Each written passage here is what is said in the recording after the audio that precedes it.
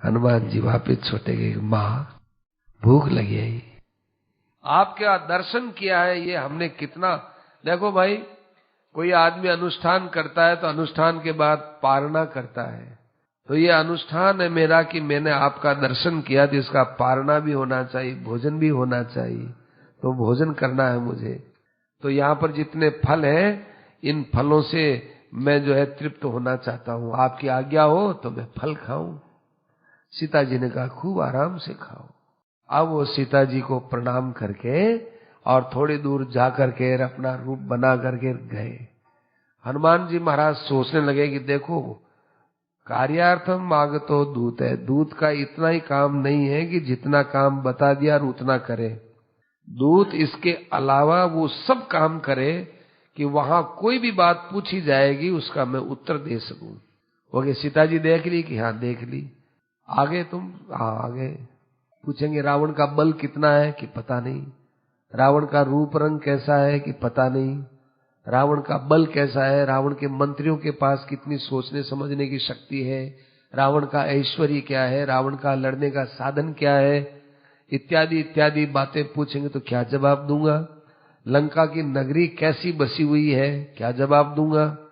इसलिए जितना तो मैंने ज्ञान प्राप्त कर लिया है, अब भगवान के इस काम में कोई बाधा न पड़े, ऐसा दूसरा काम भी मुझे करना चाहिए।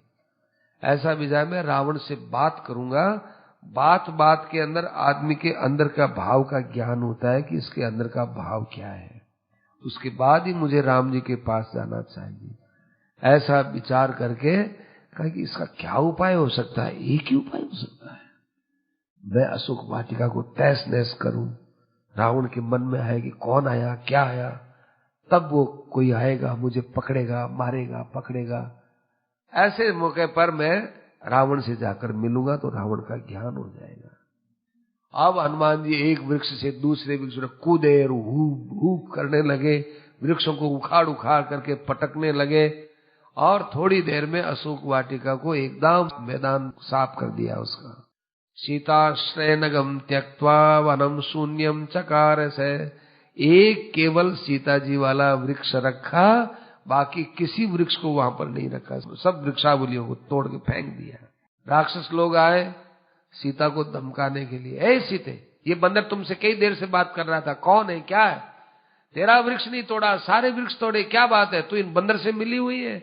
अरे बाबा मुझे तंग मत करो, तुम राक्षसों की माया तुम ही जानो, मुझे क्या बता कौन बंदर है क्या बात है। नाहम एनम बीजानामी, देखो सीता जी की बात हो, नाहम बीजानामी, बीजानामी माने जानामी माने जानती नहीं हो तो कहने में झूठ आ जाएगा, बीजानामी माने बीजानामी अर्थात विशिष्ट रूप से जानते ही नहीं हूं कि ये कौन है, विशिष्ट रूप से मुझे क्या पता ये कौन है। मैं तो बाबा अपने दुख शोक में पड़ी हुई हूं, मुझे पता नहीं, तुम जानो, तुम्हारी माया जाने, राक्षसों की माया जाने। लोगों ने जाकर रावण से कहा कि महाराज एक बंदर ने तो बड़ा भारी उपद्रव मचा रखा है, ऐसा कोई क्या पता कोई प्राणी आया है, वो बंदर है नहीं, बंदर का तो रूप बना करके आया है। रावण मन में राजी होता, अरे सपने में देखा था बंदर आया है, क्यों आया, ऐसे करके कड़के जाओ उसको पकड़ के लेकर के आओ। ठीक गए। अब बताइए नियुत राग किंकर गए, नियुत, नियुत बोलते हैं 10 लाख को, 10 लाख वहां पर गए सेवक लोग। सेवक लोग गए तो वहां वो चैत्य प्रासाद एक देवी का मंदिर था, उस मंदिर के अंदर एक खंबा था, खंबा उखाड़ करके हनुमान जी ने फेरना चालू किया है, कोई पास में नहीं आया, सब वहीं पर पूरे हो गए। पर्वताकार हनुमान जी लोहे के खंबे से सबको पूरा कर दिए। फिर और राक्षस आए, उनको भी हनुमान जी ने मार दिया। 5 बड़े बड़े सेनापति आए, उनको भी पूरा कर दिया। 7 मंत्रियों के 7 बेटा आए, वो भी पूरे हो गए। अक्ष कुमार को भेजा, अक्ष कुमार, उसका भी क्षय हो गया, अक्ष कुमार भी चले गए। अब मेघनाथ जी आए। रावण ने कहा कि मैं जाऊंगा और जाकर के उस बंदर से मिलूंगा, बंदर को मारूंगा। मेघनाथ ने कहा महाराज मेरे रहते हुए आप जाओगे, अच्छा बेटा तू जा। पुत्र गच्छामि हम तत्र, मैं वहां जाता हूं कि नहीं नहीं महाराज, बंदर के लिए ये क्या बात करते हैं आप, मयि स्थिते कथम, मेरे रहते हुए आप ऐसा काम करें, मैं जाता हूं। और महाराज मैं उस बंदर को मारूंगा नहीं, मैं ब्रह्मास्त्र से उसको बांध करके लाऊंगा। अरे तब तो बहुत ही अच्छा है। रथ पर बैठ कर गया। हनुमान जी महाराज की और मेघनाद की लड़ाई हुई।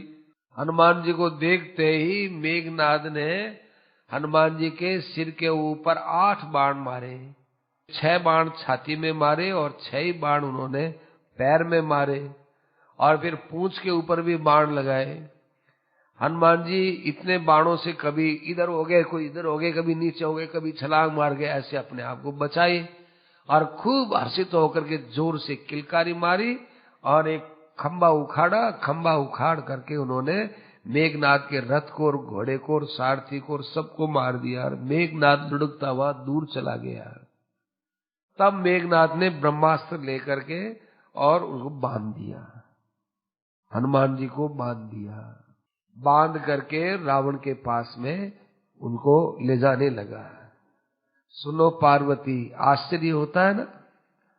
यस्य नाम सततम जपन्ति ये अज्ञान कर्म कृत बंधनम क्षणात् सद्य एव परिमुच्य, जिनका नाम मात्र लेने से अज्ञान के द्वारा अनंत जन्मों का जो पाप बंधन है वो क्षण भर में नष्ट कर देते हैं, उन परब्रह्म परमात्मा के दूत को ये राक्षस ब्रह्मास्त्र से बांधना चाहता है। ये कितने आश्चर्य की बात है। और वे जो राम नाम लेने वाले वो कितने दिव्य लोक में जाते हैं। तस्यैव रामस्य पदाम्बुजम सदा हृत्पद्म मध्य सुनिधम सुनिधाय मारुति, उन राम जी के चरण कमलों को हृदय में धारण करके हनुमान जी ने सदैव निर्मुक्त समस्त बंधन है, सारे बंधनों से जो मुक्त है वे ब्रह्म पाश में ब्रह्मास्त्र में जानबूझ करके बंध गए। जानबूझकर बंधे हो, क्योंकि ब्रह्मास्त्र हनुमान जी पर लग ही नहीं सकता है, ऐसा ब्रह्मा जी ने पहले ही वरदान दे दिया था, बताया था ना। इंद्र ने जब ये ठोड़ी तिरछी कर दी ना, देवता लोग घबरा गए थे। वायु ने सबका सांस रोक लिया कि मेरे बेटे को मार दिया, अब ले सांस। ऐसे सब करने लगे, क्या करें, दौड़े दौड़े आए। अरे वायु देवता मर जाएंगे तो मेरे बेटे को तुमने कैसे ऐसे। अरे गलती हो गई बाबा, गलती हो गई। इंद्र ने कहा हमसे गलती हो गई तो वरदान दो। सब ने वरदान दिया, अपना अपना वरदान दिया। ब्रह्मा जी ने कहा कि मेरा ब्रह्मास्त्र इस पर कभी नहीं लगेगा। तो वो हनुमान जी महाराज जो अपने हृदय में सदा भगवान को बसाते रहते हैं और जिन्होंने सीता माता के दर्शन कर लिए, वो ब्रह्मास्त्र से बंध जाएंगे। राम जी का दर्शन करने वाला क्या, राम का नाम लेने वाला संसार बंधन से दूर हो जाता है। तो ये बंधन तो बहुत छोटा है, कौन सी बड़ी बात है। अब वो मेघनाद तो यही समझता है कि मैंने ब्रह्मास्त्र से बांध लिया, उसको ले जा रहे हैं। लंका की सड़कों के ऊपर मेघनाद जोर जोर से बोलते हैं, ये बानर चोर है, ये बानर अपराधी है, देखो हम इसको बंधे हुए ले जा रहे हैं। पौरा समन्ताद अनुयांत ईक्षितुम, बहुत से लोग पीछे पीछे चलने लगे और हनुमान जी के कोई धक्का लगाता है, कोई हनुमान जी के मुक्का मारता है। हनुमान जी देखते हैं, ठीक है, तुम मूर्तियों को देखेंगे कभी। कोई उनके गोधा लगाता है, अताड़ियन मुष्टि तलई सकोपना। ऐसे करते करते हनुमान जी महाराज रावण के पास उपस्थित किए गए। हनुमान जी जानते थे कि मैं ब्रह्मास्त्र से बंधा हुआ नहीं हूं, और ब्रह्मास्त्र का कायदा ये लोग जानते नहीं थे। वो ब्रह्मास्त्र से बंधा हुआ है, फिर भी कहने और रस्सी लाओ और बांधो। अरे ब्रह्मास्त्र पर दूसरा कोई और बांधने का अस्त्र लगाओगे तो वो ब्रह्मास्त्र वैसे ही नष्ट हो जाएगा। पर उन राक्षसों को पता ही नहीं है, ब्रह्मास्त्र को चलाना तो जानते हैं पर उसका नियम नहीं जानते। अतः वो ब्रह्मास्त्र तो कभी नष्ट हो गया, दोनों ही कारणों से, पर लोगों को पता ही नहीं था। रावण की सभा में ले गए। मेघनाद ने बड़े घमंड के साथ कहा, महाराज ये बानर मेरे ब्रह्मास्त्र के द्वारा बांधा हुआ आपके सामने उपस्थित किया जा रहा है आपके यहाँ बड़े बड़े बुद्धिमान मंत्री हैं, जो भी इसको दंड दे दे, मैंने मेरा काम कर दिया है, पर ये निवेदन करना चाहता हूं, ये साधारण बंदर नहीं है, या अलौकिक बंदर है। राक्षस राज ने सीधी बात नहीं की। हनुमान जी सीधा देख रहे हैं राक्षस राज को, वो सीधी बात नहीं कहा, ए प्रहस्त, इस बंदर से पूछो कहां से आए हो, क्यों आए हो, क्या काम है। प्रहस्त पृच्छेनम असौ किमागत है, किमत्र कार्यम कुतैव बानर है, वनं किमर्थम सकलम विनाश। और हमारे जंगल को, हमारे वन को, हमारी अशोक वाटिका को तुमने क्यों नष्ट किया भाई, और इन राक्षसों को क्यों मारा, पूछो इससे। प्रहस्त ने बड़ी मधुर वाणी में कहा, हे वानर, आप महाराक्षस राज रावण की सभा में हैं, आप इनके सामने जो बात सत्य सत्य बोलेंगे, हमारे महाराज इससे बड़े खुश होंगे। आप सत्य को एक तरफ रख करके भय से कुछ भी मत बोलना, सत्य को छिपा करके और भय की सुरक्षा करते हुए ऐसा मत करना। जो भी बात है आप खुल करके बताओ, आप कहां से आए हैं, आप यहाँ वानर किस काम के लिए आए हैं। हमारी लंका में आज तक किसी बंदर के आने की बात सुनी नहीं है, और इस लंका के अंदर कोई वानर जाति का रहता भी नहीं है। फिर आपका इस लंका में क्या कारण था आने का, बताइए। तो हनुमान जी महाराज ऊपर से नीचे तक रावण को देखते हैं, बड़े निर्भीकता से भगवान की कथा सुनाते हुए कहते हैं, अंदर में भगवान का स्मरण करते हैं और ऊपर से कथा सुनाते हैं। ये कथा सुनाने का कायदा है। लोग देखते हैं कि भाई अभी तो आरती हो रही है, 5 मिनट लेट भी चले तो चलेगा, अभी तो मंगलाचरण करेंगे 2-4 मिनट, उसमें भी लगेगा। नहीं, कथा की शुरुआत आरती से होती है ना, वहां से होती है, और अंत में जब जय बोल देते हैं तब कथा की समाप्ति होती है। तब तक आदमी को रहना चाहिए। और अपने तो देखो और भी आनंद की बात है, हनुमान चालीसा इतने आदमी मिलकर के करते हैं, कितना लाभ होता है। इतने हनुमान चालीसा को साथ में बोलते हैं तब कितना बड़ा संकट दूर होता है, कितना भगवान के अंदर अनुराग बनने की शक्ति हनुमान जी महाराज की कृपा से आती है। हनुमान चालीसा हो रहा है, उठ के रवाना हो जाते हैं। अपने यहाँ संविधान में लिखा हुआ है, बताते हैं कि जब जनगण मन ये राष्ट्रीय गीत गाया जाए तो जो आदमी जहां हो सब काम बंद करके वहीं खड़ा हो जाए। ये राष्ट्र के प्रति सम्मान है, होना ही चाहिए। ऐसे ही जब हनुमान चालीसा बोला जा रहा हो, उस समय में तो भाई अपने स्थान से हिलना डुलना भी नहीं चाहिए, बैठ करके पूर्ण रूप से उसको सुनना चाहिए। बहुत से भाई बहन बैठे रहते हैं, कुछ कतिपय माताएं बहनें विशेषता से ध्यान नहीं देती है, चली जाती है। नम्रता से निवेदन है कि आप हनुमान चालीसा में बैठी रहे। अब राम कथा को अपने मन में रखते हुए हनुमान जी महाराज बोलते हैं, हे देवताओं के शत्रु रावण, तुमने हमसे पूछा कि किसके दूत हो, मैं राम का दूत हूं जो आप सबके हृदय में विराजमान है। कौन राम पूछने की तुम्हें कोई जरूरत नहीं है, जो संपूर्ण संसार के त्रिलोकी के स्वामी है, जिनके एक संकल्प मात्र से अनंत अनंत ब्रह्मांड पैदा होते हैं और अनंत अनंत ब्रह्मांड लीन होते हैं, उन भगवान का मैं दूत हूं, जिनकी भार्या का अपहरण तुमने अपने विनाश के लिए किया है, उन राम का मैं दूत हूं। जैसे कोई हविष की सामग्री को कुत्ता ले जाए, ऐसे तुम उठा लाए उस सामग्री को तरह से सीता को अकेले में। वे राम उस तुम्हें ही ढूंढते ढूंढते मतंग पर्वत पर गए, वहां सुग्रीव के साथ अग्नि के साक्षी में मित्रता हुई और सुग्रीव के बड़े भाई बाली को एक बाण से मार करके तुम जैसों को चुनौती दी है कि तुम लोग ऐसे पापी लोग मारे जाओगे, और सुग्रीव को वहां पर राजगद्दी पर बैठाया है। और वानरों के राजा सुग्रीव अनंत बंदरों को सब दिशाओं में तुम्हारी खोज के लिए भेजा है। और इस समय में राम प्रवर्षण पर्वत पर है, वहां लक्ष्मण जी है, सुग्रीव है, बहुत से बंदर बैठे हुए हैं, उनके बीच में से मैं यहाँ आया हूं। मैंने सीता जी की खोज की है, सीता जी के दर्शन किए हैं।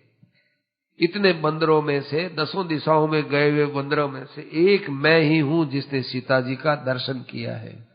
सीता जी से खूब अच्छी तरह से बातचीत हुई है। फिर उसके बाद मुझे भूख लगी तो फिर मैं अशोक वाटिका के फलों को खाने लगा। और बंदर होने के नाते आगे पीछे क्या होता है ये बंदर सोचता नहीं, वृक्षों को हम उखाड़ने लगे। हम तो बंदर थे, लेकिन फिर हमसे लड़ने के लिए जो आया, जिन मोहि मारा तिन में मारा। मैंने किसी को जाकर के मारा नहीं है, जो आए उनको मैंने मारा है। मेरे पास जो आए मारने, उनको मैंने मारा है। और जो मारे गए सो मारे गए, क्योंकि सबको अपना शरीर प्यारा लगता है। अपने शरीर को कोई भी चोट में थोड़ी कोई रखना चाहता है। सबके देह परम प्रिय स्वामी, शरीर तो सबको प्रिय लगते हैं ना। और ये तुम्हारा पुत्र, प्यारा पुत्र मेघनाथ ब्रह्मास्त्र से हमको बांधने चला है। अरे हमको ये क्या बांधेंगे, हमको तो ब्रह्मा जी ने पहले से ही वरदान दे रखा है कि मेरा ब्रह्मास्त्र तुम्हारे पर नहीं चलेगा। फिर भी रावण, मैं तुमको 2 बात सुनाने के लिए यहाँ आया हूं, तुमसे बात करने के लिए आया हूं। क्योंकि एक तरफ तो मेरा कोई दुर्भाग्य था कि तेरे जैसे पापी का दर्शन कर रहा हूं, दूसरा मेरे मन में करुणा की एक नदी बहने लगी। उस नदी के अंदर डूब करके मैंने देखा कि बेचारे रावण का कहीं कल्याण हो जाए तो बहुत ही अच्छा है, इसलिए तुझे हितकारक बात कहने के लिए आया हूं। रावण, मेरी बात को बड़े प्रेम से सुनना हो।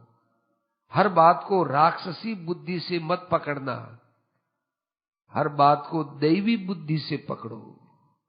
राक्षसी बुद्धि से तुमने आज तक जो काम किया है उसमें तुमने सदा ही विनाश का काम किया है। अब तुम मोक्ष के लिए कुछ काम करो। मैं तुम्हें बहुत हित की बात सुनाता हूं। रावण, शरीर दृष्टि से देखा जाए तो शरीर से कितने पवित्र वंश में जन्म लिया है। पुलस्त्य वंश में तूने जन्म लिया। पुलस्त्य का पुत्र पौलस्त्य और पौलस्त्य का पुत्र तुम। तुम्हारे पिता कितने बढ़िया, तुम्हारे दादा कितने बढ़िया थे, और तुम्हारा भाई कुबेर वो कितना श्रेष्ठ है। और एक तुम ऐसे निकले कि राक्षस कर्म में चले गए। रावण, शरीर दृष्टि से भी देखा जाए तुम कितने पवित्र हो, और आत्मा की दृष्टि से देखो तो भाई आत्मा तो सभी की पवित्र होती है। तुम्हारे यहां तो ये अपवित्रता की बात ही नहीं थी, तू कहां पाप में फंस गया रे। हाँ देखो, एक बात है, शरीर बुद्धि इंद्रियां इनमें जो फंसता है फिर वहां दुख की लाइन लग जाती है, पापों की लाइन लग जाती है। अज्ञान के कारण से ऐसा ही होता है। पर याद रखो रावण, ये स्वप्न का जगत है, ये दृश्य जगत भी वैसा ही है। दृश्य जगत को जितना सच्चा मानता है उतना ही व्यक्ति पाप में चला जाता है। इदम तो सत्यम तव नास्ति विक्रिया विकार हेतु नचते अद्वैत है। देखो, तुम अद्वय नहीं हो, एक तुम आत्मा ही आत्मा हो और तुम्हारा कोई दूसरा रूप है ही नहीं। उसको क्यों भूले जा रहे हो? क्यों मानते हो कि मैं शरीर हूं? क्यों मानते हो कि मैं लंका का राजा हूं? क्यों मानते हो कि मेरे पास अपार वैभव है? ये अपने एक अद्वय रूप को भूल करके इतने रूप स्वीकार करोगे, ये स्वप्न नहीं तो क्या है? आत्मा की दृष्टि से विचार करोगे तो तुम आकाश के समान सर्वव्यापक हो। शरीर इंद्रियां प्राण इनसे रहित हो, राज्य मान आदर इन सब से रहित हो। तुम पाप से रहित हो, पुण्य से रहित हो, सबसे रहित निर्विकार हो, चिन्मात्र हो, आनंद स्वरूप हो। ऐसी बात क्यों नहीं मान लेते? ये मन बुद्धि अहंकार ये भी विकारवान है। रावण, बुद्धि भी वैकारिक है, इसमें भी विकार आता है क्योंकि पैदा होने वाली है, नष्ट होती है। लेकिन आत्मा निर्विकार है। आत्मा किससे पैदा होता है? देखो, एक बात है, पहले ही बता दे, रावण के सामने जो भी उपदेश देता है ना, रावण बहुत गहराई से सुनता है, बीच में नहीं बोलता, वो बहुत ध्यान से सुन रहा है। हनुमान जी महाराज कहते हैं, आत्मा चिदानंदमयो अविकारवान, ऐसा ये आत्मा है देहादि से अलग, उस आत्मा में स्थित हो जाओ। ये बड़ा श्रेष्ठ साधन है।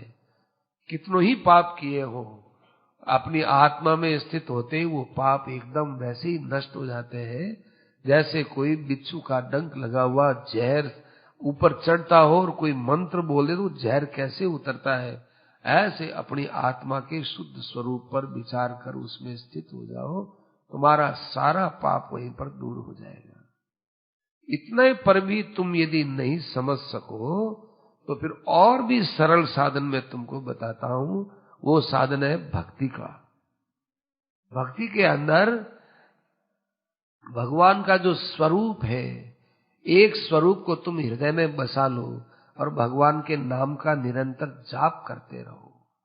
इतना करने के बाद भगवान के शरण हो जाओ कि जैसा भी हूं मैं आपकी शरण में हूं।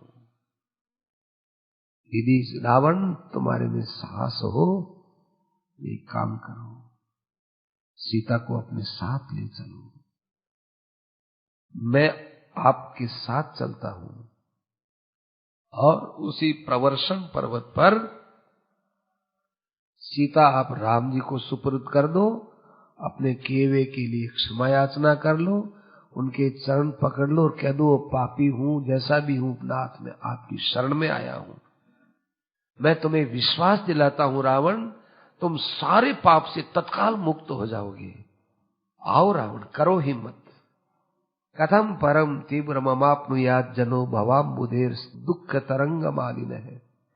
ऐसे भगवान के शरण हो जाने के बाद अरे संसार सागर से आराम से पार हो जाओगे, नहीं तो भाई दुखों की तरंगों के अंदर थपेड़े खाते रहोगे, जन्म जन्मांतर तक भटकते रहोगे, कोई तुम्हारी सहायता करने वाला नहीं रहेगा। नोचे त्वम अज्ञानमयेन वह्निना, अज्ञान की आग के अंदर जलते रहोगे और तुम नीचे के नीचे लोक में जाओगे। पापों का फल बहुत भयंकर होता है रावण, पाप फल की तरफ विचार करो। अभी तुम पाप से मिलने वाला सुख देखते हो, अरे पाप का सुख तो यहाँ तुम्हारी कल्पना में है और पाप का फल तुमको भोगना पड़ेगा, विधान से भोगना पड़ेगा। सावधान हो जाओ रावण। श्रुत्वा अमृत स्वाद समान भाषितम, अमृत के समान ऐसी मधुर उपदेश की बात सुनकर के रावण जो है वो अंदर ही अंदर तो क्या प्रसन्न हुआ होगा वो ही जाने, बाहर से वो क्रोध करता है। क्रोध करता हुआ कहता है, अरे मेरे सामने चाहे जैसे बोलता है, निर्भय होकर बोलता है, अदब कायदा भी नहीं रखता है, और राक्षसों का राजा हूं रावण, जो मेरे सामने आज तक कभी आंख से आंख मिलाकर बोलने की हिम्मत नहीं होती, वो आज मेरे सामने इतनी बात करता है। कौन है वो राम? मैं लंका का राजा रावण और वो जंगलों में फिरने वाला राम, उसकी इतनी बड़ाई करते हो। जंगल में बहुत पशु फिरते रहते हैं, जंगल में फिरने से राम बड़ा हो गया। राम तुम्हारा सब गुण संपन्न हुआ होता, उसी के ही माँ बाप उसको जंगल में भेज देते हैं और तुम उसकी बड़ाई करते हो। क्या रावण इतना भी नहीं समझता है? और तुम मुझे कहता है कि सीता को ले जा करके राम के चरणों में रख दो और माफी मांग लो और क्षमा याचना कर लो और शरणागत हो जाओ। मैं अभी तुम्हारे सामने तलवार लेकर सीता का सिर काटता हूं और फिर तेरा सिर काटता हूं, फिर देखते हैं फिर सुग्रीव कहां से बंदरों को लेकर यहां आएगा। हम सब लोग खड़े हो जाएंगे, खबरदार सुग्रीव लंका में प्रवेश किया तो क्यों आए हो लंका में? वो कहेंगे हम सीता के लिए, सीता मारी गई। सुग्रीव कहेगा कि मेरा मंत्री कहां गया हनुमान, के हम कहेंगे मारा गया, हमने मार दिया, आ जाओ तुम्हारे में हिम्मत हो तो लड़ो। सुग्रीवम अग्रे बलिनम कपीश्वरम सवानरम हन्मि अचिरेण बानर, हम बहुत जल्दी उन सबको मार के पूरा कर देंगे। ऐसे करके वो क्रोध करता है। हनुमान जी ने कहा, अरे रावण, भैंस के आगे बीन बजाए भैंस खड़ी पगराए। भैंस के आगे कोई वीणा बजाए तो भैंस क्या करती है? वीणा बजाओ। अरे बीणा बज रही है, बीणा कितना मधुर स्वर है। बीणा में एक तार बजता है, दूसरा तार अपने आप उठ जाता है। भी वो भैंस क्या समझे? हमारे उपदेश को तुम समझ ही नहीं सके और तुम मुझे मारोगे। तेरे जैसे करोड़ करोड़ ब्राह्मण अवतार ले ले ना हमको मारने के लिए, तो अभी मुझे मार नहीं सकते हैं, इतनी मेरे में ताकत है। इस बात की ताकत है रे कि मैं राम का दूत हूं, इस बात की ताकत है, मेरे पास ताकत नहीं। तुम हमको मारोगे? रावण ने कहा कि ए राक्षसों, क्या करते हो?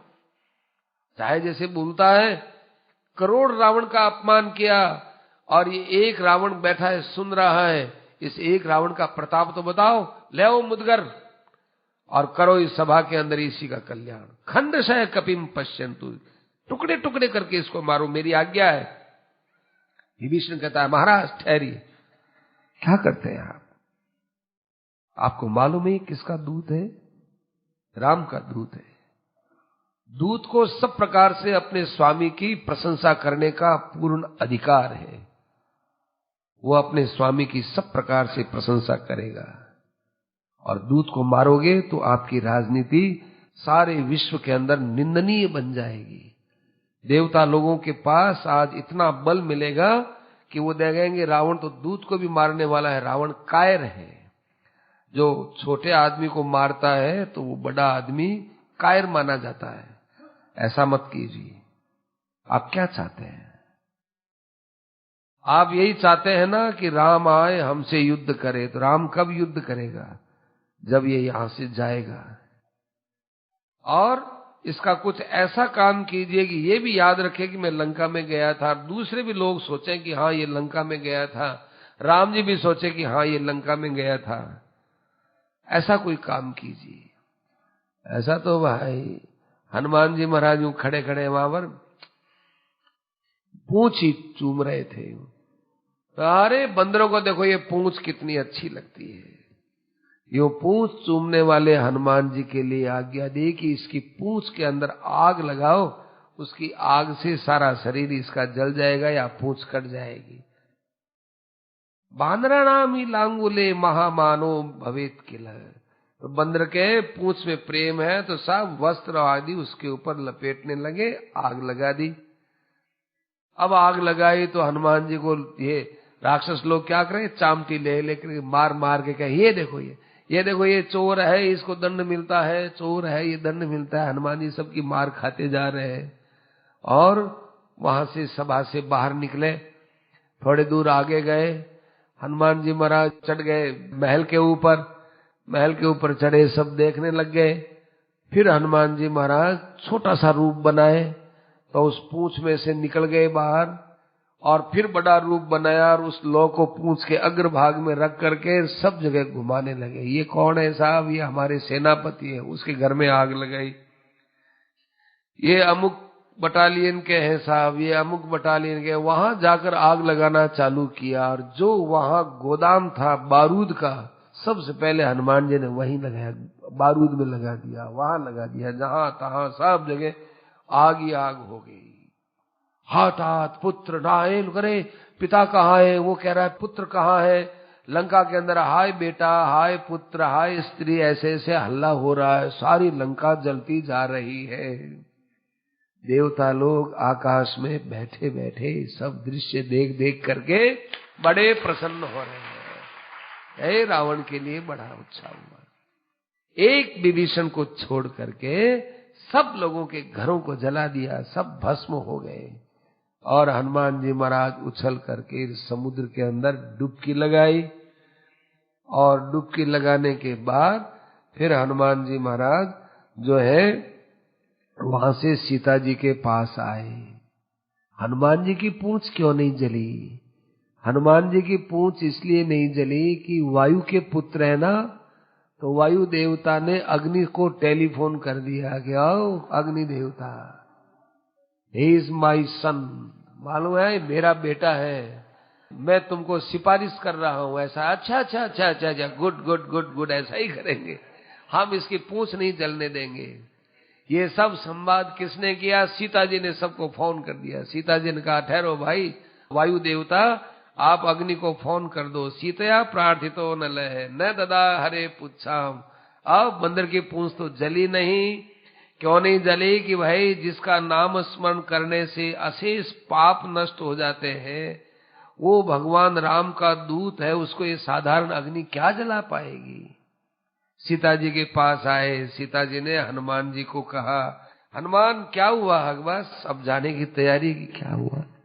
बस बहुत कुछ तो खत्म कर दिया। ठीक। कोई रावण को जाकर कहेगा कि तेरे से मिला, अब मुझे भी डर नहीं है। सीता जी बोलती है, हनुमान अब मुझे डर नहीं है, तो मैं अब राम के पास जा रहा हूं। अच्छी बात है, तुम राम के पास जाओ तो सही, लेकिन क्या करूं? तो क्या हुआ? अरे तुम चले जाओगे तो मुझे ज्यादा दुख होगा। क्यों मां? बस तेरी बहुत याद आएगी। यहाँ हनुमान मिला था, हनुमान ने ये बात कही थी, वो हनुमान भी चला गया, लेकिन तेरे गए बिना राम आएंगे भी नहीं, इसलिए तुझे रोक भी नहीं सकती और तुझे भेज भी नहीं सकती कि तेरे यहाँ रहने से मुझे कितना बल मिला है। एक मेरा यहाँ तू है जिसमें इतना सारे लंका के अंदर हाय त्राही तूने मचा दी। अब क्या करूं? मैं तो दोनों तरफ से ऐसी हो गई। त्वाम दृष्ट्वा विस्मृतम दुखम, तुम्हें देख करके तो हम सब दुख भूल गए थे। इदानीम त्वम गमिष्यसि, अब तुम चले जाओगे तो अब मुझे राम जी की कथा कौन सुनाएगा? क्योंकि मुझे तो दुख में तो राम जी की कथा ही काम आती, दूसरी कोई चीज काम नहीं आती। हनुमान जी ने कहा ऐसी बात है क्या? तो माँ आओ मेरे कंधे पर बैठ जाओ, अभी मैं आपको राम जी के पास ले चलता हूं। नहीं नहीं नहीं, अच्छा नहीं है, राम जी की कीर्ति में बाधा पड़ेगी। क्योंकि राम जी ने ये बात कही थी ना कि जिसने सीता का हरण किया है मैं उसको मारूंगा। यदि तुम मुझे ले जाओगे बेटा तो रावण को मारने का फिर मौका नहीं मिलेगा राम जी को। लोग कहेंगे कि देखो सीता को जब हनुमान ले ही आए तो फिर रावण के ऊपर क्यों चढ़ाई की। या तो राम जी आवे समुद्र को सोख देवे, या समुद्र के ऊपर बाणों का पुल बना देवे, या बंदरों के साथ आवे, फिर राम जी तरह तरह का पैंतरा दिखावे युद्ध में, रावण अपना कौशल दिखाए कि इतना कौशल दिखाने वाला रावण राम जी के सामने टिक नहीं सका, ये दुनिया जाने, तब राम जी की बड़ाई है। नहीं तो रावण मुझे उठा लाया और हनुमान सीता को उठा लाया, फिर राम का क्या हुआ? माम नहीं यदि रामस्य कीर्तिर भवती शाश्वती, राम ही हवे ना, उनकी नित्य निरंतर कीर्ति रहेगी। मैं केवल मेरे सुख के लिए राम जी की कीर्ति में किसी प्रकार से बाधा नहीं डालनी चाहती। इस प्रकार से सीता जी ने मना कर दिया जाने के लिए। हनुमान जी ने प्रणाम किया। प्रणाम करके हनुमान जी वहां से छलांग लगा करके एक 30 योजन ऊंचा पर्वत था, उस पर्वत पर जाकर खड़े हो गए, क्योंकि बिना पर्वत के वहां से जा नहीं सकते हैं। हवाई जहाज भी उड़ता है ना, तो वहां जब पट्टी आती, पट्टी से फिर वो अपनी पूरी ताकत के साथ उड़ता है। वो जितना हवाई जहाज को वहां पट्टी से उड़ने में जोर आता है, उतना फिर आकाश में जाने के बाद नहीं आता।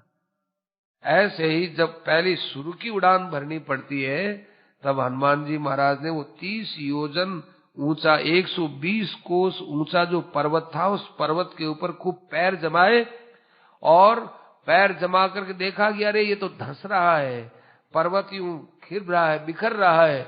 हनुमान जी महाराज तत्काल छलांग लगा लिए। और भाई आते समय तो फिर भी थोड़ा बहुत विलंब हुआ, कुछ बाधाएं भी आई, लेकिन लंका से वापिस जाते हुए हनुमान जी महाराज तो कुछ थोड़ा बहुत चिंतन करने लगे, इतने में वो बंदर दिखे आए। बंदरों ने तालियां बजाया, हनुमान आ गए, हनुमान आ गए, हनुमान आ गए। और इतनी बात में हनुमान जी उन बंदरों के बीच में ही आकर के खड़े हो गए। खड़े हो गए तो बस एक ही बात गई, दृष्टा सीता, सीता के दर्शन कर लिए। और लंका धर्षिता, लंका को भी तहस नहस कर दिया है, और रावण से बात करके यही आया हूं। इतनी बात अब हनुमान जी को तो भाई क्या बताएं। अब कोई तो हनुमान जी के कंधे पर चढ़ गया, कोई पूंछ पकड़ लिया, कोई हनुमान जी की भुजा पकड़ ली, कोई अंगुली पकड़ ली, कोई अंगूठा पकड़ लिया, कोई क्या करे। अब हनुमान जी पर चढ़ गए सब। बहुत हनुमान जी के सामने के नाचने लग गए, कोई हनुमान जी के सामने बड़े प्रसन्न हो रहे हैं। फिर हनुमान जी महाराज ने सबने कहा अब चले देखो राम जी के पास, सुग्रीव के पास चलते हैं। तो चलो साहब रवाना हुए। बीच में मधुवन था, एक ऐसा जंगल था जिसके फल खाने के बाद फिर उनको कभी भूख नहीं लगे, और उसका फल खाने के बाद वो फल कभी कभी खाया जा सकता था, हर समय नहीं खा सकते। वो भी किष्किंधा का जो राजा है उसकी जो आज्ञा होती है, आज्ञा के समय ही खा सकता है, ऐसे नहीं खा सकते उसको। तो जो है ये सब बंदर वहां बिना किसी आज्ञा के ही जाकर के मधुवन का फल भक्षण करने लगे। रक्षकों ने जाकर के सुग्रीव से निवेदन किया कि महाराज अंगद के इशारे पर सब बंदर मधुवन को नष्ट कर रहे हैं, कोई बात नहीं, कोई बात नहीं, खाने दो उनको। इसका मतलब है कि वो अपना काम कर चुके, काम कर चुके। ये बात राम जी ने सुनी। सुग्रीव क्या कहा, क्या कहा? हे राम, आपको बधाई देने ही तो आ रहा था। क्या? सीता का दर्शन हो गया, सीता की खोज हो चुकी है, और हनुमान ने वो सीता की खोज कर ली। क्या बात बोलते हो? बिल्कुल सही बात है। कैसे पता चला? कि हमारा मधुवन ऐसा विलक्षण है महाराज, उसमें हर कोई जा नहीं सकता है। बिना आपका काम किए हुए मधुवन में किसी का प्रवेश संभव नहीं है। कोई राक्षस भी नहीं जा सकता, तो कोई दूसरे भी नहीं जा सकते। हाँ, आज सीता के दर्शन के पुरस्कार में सब बंदर वहां गए हैं, तो इसका मतलब काम हो चुका है। इतनी बात हुई, सब जो है बंदर वहां पर आ गए। इतने में ही बंदर आए तो अब जो है सब बंदर कहने लगे महाराज हनुमान जी ने ये काम किया, हनुमान जी ने कहा। हनुमान जी तो गए, राम जी के चरणों में प्रणाम किए, सुग्रीव को प्रणाम किए, लक्ष्मण जी को प्रणाम किए। फिर राम जी से हनुमान जी ने कहा महाराज सीता के दर्शन हो गए, सकुशल सीता विराजमान है, और सीता जी ने आपका कुशल क्षेम कहा है। अशोक वाटिका के नीचे बैठी हुई, और जो है शिंशुपा वृक्ष, शीशम वृक्ष के नीचे है, आपके नाम का उच्चारण कर रही है। एक ही उसकी चोटी है, और जो है उसी के द्वारा अपना उसका निर्वाह हो रहा है। केवल वो आपका नाम जप रही, उससे उसका निर्वाह हो रहा है। मैंने उसी वृक्ष के एक टहनी पर बैठ करके सूक्ष्म रूप बना करके आपके अवतार से लेकर के और सीता के हरण तक की, और सुग्रीव के मित्रता की, और वहां तक जाने की मैंने पूरी उनको कथा सुनाई। उस कथा सुनने के बाद फिर मैंने उनको अपना परिचय दिया।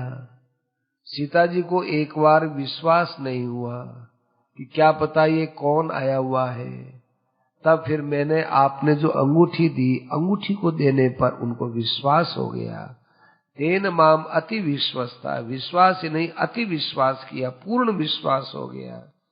और विश्वास के साथ वो बोली यथा दृष्टास्मि हनुमत पीड्यमाना दिवानिशम, मैंने जितना कष्ट यहाँ पाया था भगवान ने मुझे उतना आनंद आज इस अंगूठी को दिखा करके दे दिया। तुम भी जाओ और देखो राम से ये सब बातें, मेरी चिंताजनक स्थिति उसको बताओ। परिशोचत्य हो रात्रम त्वद्वार्ताम नाधिगम्य से, आपका कोई समाचार न पाने से वो भी बड़े दुखी है, इसलिए आप जो है अब सीता जी के पास चलो। वह राम श्रवण मात्रेण सुग्रीवेण लक्ष्मण, मैंने उनसे कहा कि देखिए माता जी, राम जी तो सुनने मात्र से आपके पास आ जाएंगे और रावण का नाश करेंगे, ऐसी मैंने उनको विश्वास की बात दिलाई। तब उन्होंने मुझे चलते चलते एक ये विश्वास करने के लिए ये दिए चूड़ामणि, और साथ में मुझे एक वो कथा भी सुनाई है जो चित्रकूट में कौवे के द्वारा जो घटना हुई थी। देखो हनुमान जी महाराज वहां पूरी नहीं बताते हैं, पूरी बात नहीं कहते, वही वो कौवे की घटना याद है। राम जी सुनेगा, हाँ ठीक है। और क्या कहा? और कहा कि लक्ष्मण जी, मैंने दुखी अवस्था में आपको कोई कटु वचन कह दिया हो तो आप दिल में मत रखना, मैं आपसे क्षमा याचना करती हूँ। सुनते ही लक्ष्मण जी के तर आंसू आने लग गए। तो कोई अभी तक भी सीता जी को याद है क्या? कि नहीं, सीता जी बहुत दुखी हुई है, तत्क्षमस्व है। उन्होंने कहा है कि मैंने अज्ञता से जो कह दिया उसके लिए क्षमा करना। सज्जनों, आजकल एक परंपरा चलती है, कोई आदमी किसी को कटु वचन बोलता है तो कहते हैं तू शब्द वापिस ले। अरे कोई पत्थर फेंकते हैं, क्या तू वापिस ले? पत्थर कोई वापिस लिया जा सकता है क्या? वचन कैसे वापिस आएंगे? वचन तो और भी सूक्ष्म होते हैं, वचन वापिस नहीं होते। उसके लिए क्या, यदि अनुचित वचन कहे हैं तो उसके लिए क्षमा याचना है उपाय। या आप अपने शब्द वापिस ले, वो कहता मैं शब्द वापिस लेता हूं, इतने में राजी हो जाते हैं। वो सोचते हैं कि हम शब्द का अनुचित प्रयोग किए तो अब हमारा अपराध खत्म हो गया। या भले ही राजी हो जाओ भाई, हमारे अपराधों का लेखा जोखा जहां लिखा जाता है वहां पर माफी नहीं होगी, वहां पर तो माफी क्षमा याचना से ही होगी। सीता जी यदि यह कहते हैं कि लक्ष्मण जी, मैंने जो आपको अनुचित शब्द कहे उसके लिए मैं अपने शब्द वापिस लेती हूँ। क्या शिष्टाचार लगाया है आजकल, अशिष्टाचार है ये। शब्द वापस लेने से क्या होगा? शब्द का संशोधन करना होगा। जो गहरे शब्द कहे ऐसी क्षमा याचना करनी चाहिए, उतनी नम्रता से। तो सीता जी ने देखो कितनी अच्छी परंपरा रखी। और महाराज फिर मैं अशोक वाटिका के अंदर गया, और अशोक वाटिका में जाकर फिर मैंने वहां महाराज क्षण भर में ही सब अशोक वाटिका को उजाड़ करके नष्ट कर दिया। फिर मैं रावण के पास ले जाया गया, रावण ने से मेरी बातचीत हुई, मैंने रावण को खूब अच्छी तरह से समझाया, और रावण जो है वो कुछ माना नहीं। फिर जो है उसने मेरे पूंछ में आग लगाई तो मैंने लंका को जला दिया, अशेषतः पूरी लंका को जला दिया। जहां जहां मुझे जलाना था वो सब काम पूरा कर दिया। राम जी कहने, हनुमान, आज मैं किसी देवता को ये काम करने के लिए भेजता तो देवता तो लंका में जाता ही नहीं। चाहे इंद्र हो, चाहे तेरा बाप वायु हो, चाहे तेरा काका आग हो, चाहे कोई नहीं जाता, ये सब डर जाते हैं। तू कैसे चला गया? इतना निर्भीकता से तूने कार्य किया, देवता लोग भी नहीं कर सकते। तेरा उपकार तो मैं किसी प्रकार से उतार भी नहीं सकता हूं, और तेरा उपकार मैं उतारना चाहता भी नहीं हूं, क्योंकि नरः प्रत्युपकारार्थम विपत्तिम अभिवांछति। जो आदमी किसी का उपकार उतारना चाहता है, अरे उपकार को उतारो मत, उपकार को तो याद रखो। ऐसा उपकार दूसरों के साथ भी करो, ये ठीक है, लेकिन जिसका उपकार है उसका उतारना चाहते हो का तो अर्थ ये हुआ कि वो भी कभी विपत्ति में पड़े तब मैं उसकी सहायता करूं, तब कहूं देख भैया तू मारो काम निकाले, मैं थार देगी हूं कर दियो। ये भावना नहीं होनी चाहिए। जिसने हमारा उपकार किया है उसका उपकार जीवन भर याद रखना चाहिए। क्यों? यदि आप किसी व्यक्ति का उपकार याद रखते हो तो आपको धीरे धीरे भगवान के उपकार याद रहेंगे, और भगवान के उपकार याद आते ही कल्याण हो जाएगा। इसलिए व्यक्ति का उपकार मानना चाहिए। भगवान कहते हैं, उपकारम न पश्यामि तव प्रत्युपकारिणे, मैं तेरा प्रत्युपकार करना नहीं चाहता हूं। अब देखो तुम आओ, मैं तुमको एक ऐसी चीज देना चाहता हूं जो आज तक मैंने किसी को नहीं दी। आओ हनुमान, आओ आओ हनुमान, आओ तुम मेरे छाती में लग जाओ, तुम मेरे से आलिंगन करो। और इत्यालिंग्य समाकृष्य, ऐसा बड़े प्रेम से भगवान ने हनुमान जी को अपने छाती से लगाया, और इतना इतना राम जी के मन में स्नेह जागृत हुआ, हनुमान की सारी पीठ भिगो दी। और हनुमान जी महाराज इतने लज्जित भी हुए, अरे मैं तो इनके चरणों का सेवक हूं, मैं इनके चरणों में पड़ा रहना चाहता हूं, ये मुझे अपना वक्षस्थल प्रदान करते हैं। वो हनुमान जी महाराज वहां रोने लग गए। भगवान कहते हैं परिरंभो ही मे लोके दुर्लभ है परमात्मन है अतस्त्वम मम भक्तोसी प्रियोसी हरि पुंगव है। हे वानर श्रेष्ठ, मेरे पास सबसे उत्तम वस्तु मैंने तुमको दे दी है। सुनो पार्वती, जिनके चरण कमलों में बड़े बड़े महापुरुष तुलसी का पत्ता अर्पित करके परम आनंद प्राप्त करते हैं, वे आनंद मूर्ति भगवान आज हनुमान को अपने छाती से लगाकर बड़े आनंद में डूबे हुए हैं। फिर कोई किसी को कुछ नहीं बोलता है, सब वानर ये दृश्य देखकर झरझर हो जाते हैं। अंत में फिर राम जी ने हनुमान से कहा, हनुमान तुमने ऐसा विलक्षण काम किया है, ऐसा कोई नहीं कर सकता है। 7 योजन विस्तीर्ण तुमने समुद्र का लंघन किया, और सुग्रीव ऐसा तुमको हनुमान मिला है, ऐसा कार्य करने वाला आगे भी कोई मिलने वाला नहीं है। ये तो हम सब के सब आज रक्षित हो गए। हनुमान, तुमने मेरे, लक्ष्मण के, रघुवंश के, बंदरों के, जानकी के, सबके प्राण बचा दिए। तुमने आज सब पर बड़ा भारी जो है ये सुकृत कार्य किया है। अब एक ही बात है कि 7 योजन विस्तृत समुद्र का कैसे लंघन किया जाएगा। सुग्रीव कहने लगे, महाराज अभी तो अपन प्रवर्षण पर्वत पर बैठे हुए हैं, ये सब बात तो समुद्र के वहां किनारे जावे तब न विचार करें। आप चिंता क्यों करते हैं महाराज? चिंता कभी नहीं करनी चाहिए, क्योंकि चिंता करने से सब काम बिगड़ जाते हैं। चिंता है ये परम राक्षसी मानी गई है। चिंता राक्षसी गेया, ये तो राक्षसी है, खा जाती है। इसलिए, और वो भी अनागत भय की चिंता करते हैं। देखो, आगत भय होता है, उसकी चिंता करें तब तो कोई बात भी है, अनागत भय की चिंता करते हैं। देखो, हमारे में से 99.99 चिंताएं है ना, वो अनागत भय की है। जो अभी भय आया ही नहीं, मन में कल्पना हो जाए, ऐसा हो जाएगा तो ऐसा हो जाएगा तो ऐसा हो जाएगा तो क्या हो जाएगा।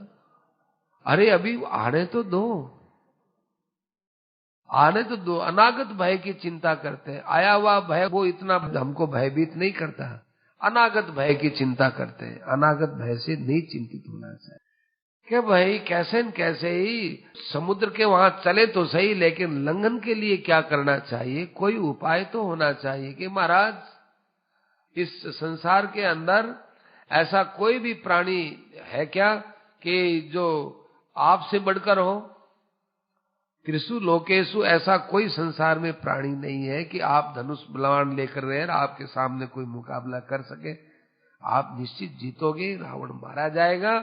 ऐसे ऐसे शकुन हो रहे हैं, अपने आगे का दूसरा विचार कीजिए। राम जी कहते हैं, अरे हनुमान, तुमने समुद्र को कैसे लंघारे और हम लोग कैसे लागेंगे? लंका का रूप कैसा है जरा बताओ। हनुमान जी ने कहा, महाराज लंका चारों तरफ से समुद्र के अंदर है, सब तरह से वो 400 कोस में, 400 कोस में है। इधर से जाओ तो 400 कोस, उधर से आओ तो 400 कोस, इधर से कोई पृथ्वी का भाव है तो 400 कोस, इधर आवे तो 400 कोस। ठीक समुद्र 100 योजन दूरी पर है सबसे, चारों दिशाओं में। बीच में एक त्रिकूट पर्वत है, और पर्वत के ऊपर फिर एक छोटा पर्वत है, और फिर उसके ऊपर लंका है।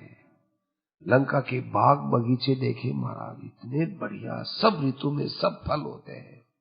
नाना प्रकार के वन उपवन बड़े अच्छे हैं। वहां की गुफाएं बड़ी अच्छी, बावड़ियां बड़ी अच्छी, और फल पुष्पों की तो क्या सुगंध बताए, क्या उन फलों की महिमा बताए। घर इतने सुंदर, महल इतने सुंदर। हम क्यों मरा, हमको आश्चर्य होता है ये राक्षसों की नगरी कैसे हुई। हम जी कहते हैं कि भाई ये राक्षसों की नगरी नहीं, ये पहले यक्षों की नगरी थी। बाद में राक्षसों ने इस पर कब्जा कर लिया, इसलिए राक्षस तो अब रहते हैं। ये ब्रह्मा जी ने बनाई थी तो उस समय यक्षों के लिए बनाई थी। वो कैसी है भाई? क्या महाराज, इसमें पश्चिम दरवाजे के पास तो सब हाथी रहते हैं। पश्चिम के बाद उत्तर दरवाजा है, उत्तर दरवाजे पर सब घोड़े रहते हैं और पैदल सैनिक रहते हैं, और पूर्व दिशा में 1 अरब पैदल सैनिक रहते हैं, और दक्षिण दिशा में इतने ही राक्षस वहां भी रक्षा में रहते हैं, और लंका के ठीक बीचों बीच हाथी घोड़े पदाती सब रहते हैं। किस दिशा में कोई शत्रु आक्रमण करता है तो वो मध्य में रहने वाले सैनिक उस दिशा में चले जाते हैं। इस प्रकार से, और चारों तरफ प्रकोटों पर असंख्य राक्षस रक्षा में रहते हैं। बहुत से राक्षस ऐसे जो आकाश में उड़ते रहते हैं बराबर, इस दिशा से उस दिशा में, इस दिशा से उस दिशा में। लंका में प्रवेश करना कोई मामूली बात नहीं है महाराज। लंका में जगह जगह शतग्नियां है, शतग्नि बोलते हैं तोप को, तोपें बहुत है वहां, और वहां सुरंग भी बहुत है। किधर से आदमी कहीं कहीं वहां के लोग कहीं से अंदर घुस जाए, कहीं निकल जाए, उनको ढूंढने लगे तो पता नहीं चले। पर महाराज आपकी कृपा से जितने तोप हैं और जितना बारूद है, उस सब का सब मैंने आग के अंदर जला दिया है। और जितने वो सुरंग हैं, उन सुरंगों में आग लगा दी, सुरंगों में कोई प्रवेश नहीं कर सकता है। ये खास उस लंका का जो बल था वो तो नष्ट कर दिया है। चौथाई सेना नष्ट हो गई है, हाथी घोड़े पैदल सब चौथाई हिस्सा नष्ट हो गया है। अब महाराज आप वहां पर पधारिए, बस समुद्र को पार करने के बाद अपने पास में विजय है। राम जी के सुग्रीव, समय बड़ा अच्छा है रे, विजय नाम का मुहूर्त है, अब बस अभी के अभी चल पड़ो, अभी के अभी चल पड़ो। और देखो कायदे से चलना, बीच में रहो हमारे प्रमुख प्रमुख बानर, जो तुम्हारे श्रेष्ठ श्रेष्ठ सेनापति हैं वो बीच में रहेंगे, और चारों तरफ अंत में भी बड़े श्रेष्ठ सैनिक रखो, ताकि वो चारों तरफ निगाह रखते हुए ध्यान रखें। आनिश्यति चमाम सीते, अब मेरा ऐसी दाहिनी भुजा फड़क रही है, सीता मिलेगी, दाहिनी आंख भी फड़क रही है। अरे भाई हनुमान जब तुम गए थे तो मेरी दाहिनी आंख फड़की थी, तब मुझे संतोष हुआ था कि शायद मेरा काम बन सकता है।